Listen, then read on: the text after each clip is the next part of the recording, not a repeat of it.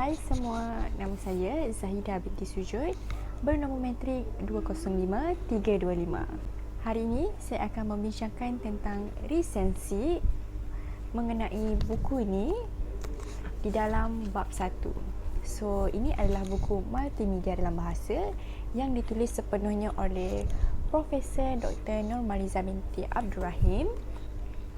Jadi kita akan selongkar untuk bab 1 sahaja dalam bab ini, dan bab 1 menceritakan tentang pekaka bercerita animasi dan lagu dalam cerita rakyat Melayu. Jadi kita membincangkan serba sedikit yang boleh kita kupas melalui bab 1 ini.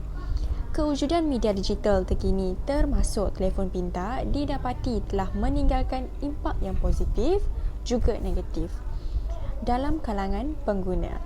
Walaupun terdapat segelintir masyarakat yang tidak dapat menerima perubahan media digital ini, namun rata-rata terdapat pembaharuan dari segi teknologi moden.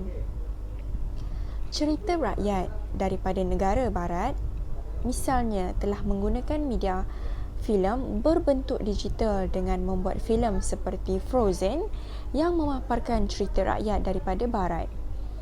Negara di timur juga tidak ketinggalan seperti Jepun, Korea dan China.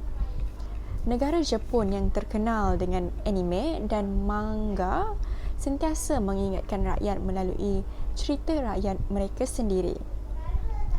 Dalam kesibukan negara lain menyebarkan semula cerita rakyat mereka, Malaysia tidak ketinggalan melakukan penyebaran ini. Aktiviti penyebaran tidak begitu aktif kerana setakat penerbitan buku cerita rakyat yang ditulis semula tidak begitu diminati oleh masyarakat. Kajian tentang cerita rakyat ini melalui Prof. Nurmaliza Abdul Rahim menyatakan bahawa cerita rakyat Melayu semakin dilupakan. Hal ini kerana cerita rakyat Melayu didapati tidak menarik minat masyarakat di Malaysia melalui pemberian perspektif yang berbeza tentang cerita rakyat Melayu, yang mana seharusnya cerita rakyat Melayu disebarkan melalui media digital kini. Menurut Prof. Nurmaliza Abdul Rahim telah mengkaji tentang lirik lagu bertajuk Cenderawasih atau Pipit yang baik hati. Keputusan kajian mendapati bahawa lirik lagu tersebut mempunyai nilai yang baik, kasih sayang dan ambil berat. Keputusan kajian juga mendapati bahawa burung pipit bertanggungjawab dalam menjaga anak burung cenderawasih sehingga ia boleh terbang. Di dalam muka surat 4, persepsi pelajar terhadap animasi dan lagu cerita rakyat. Menurut Nurmaliza Abdul Rahim, terdapat 3 elemen wacana iaitu kandungan, konteks dan andaian. Kandungan menjelaskan tema yang terkandung dalam skrip tersebut. Konteks pula dianalisis melalui tata bahasa, latar dan emosi.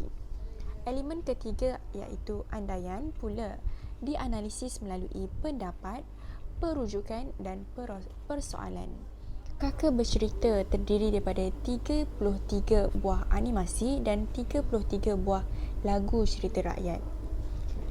Antaranya ialah Hakim yang Cerdik, Bangau dan Kancil, Bunga Cengkeh, Gua Musang, Ketua Burung, Pokok Nipah, Sungai Duyung dan sebagainya.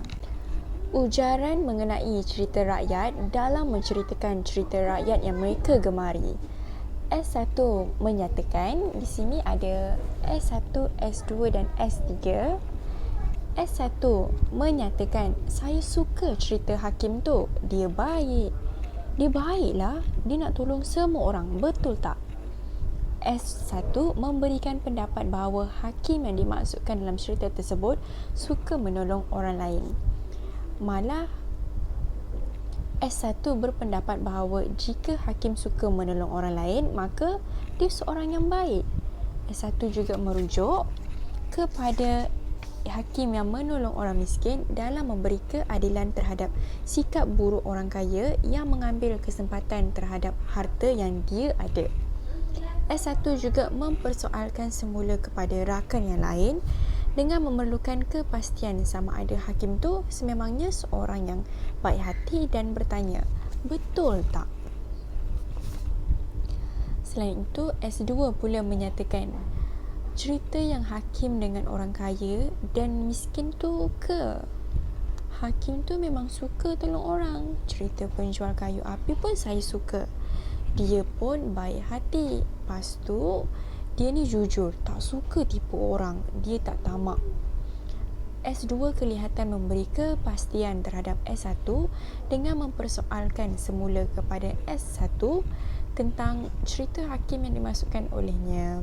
Kesimpulan bagi lisensi bab 1 ini, keputusan kajian ini menunjukkan bahawa setiap kategori dan jenis animasi dan lagu cerita rakyat lebih tertumpu kepada cerita binatang. Keputusan ini disokong dengan pandangan dan perspektif pelajar terhadap kategori dan jenis cerita rakyat yang mereka gemari. Hal ini jelas terbukti bahawa pelajar sekolah masih menerima kewujudan cerita rakyat. Namun, mereka menjelaskan bahawa animasi dan lagu cerita rakyat dapat menarik lebih ramai pelajar lain dalam memahami cerita rakyat tersebut.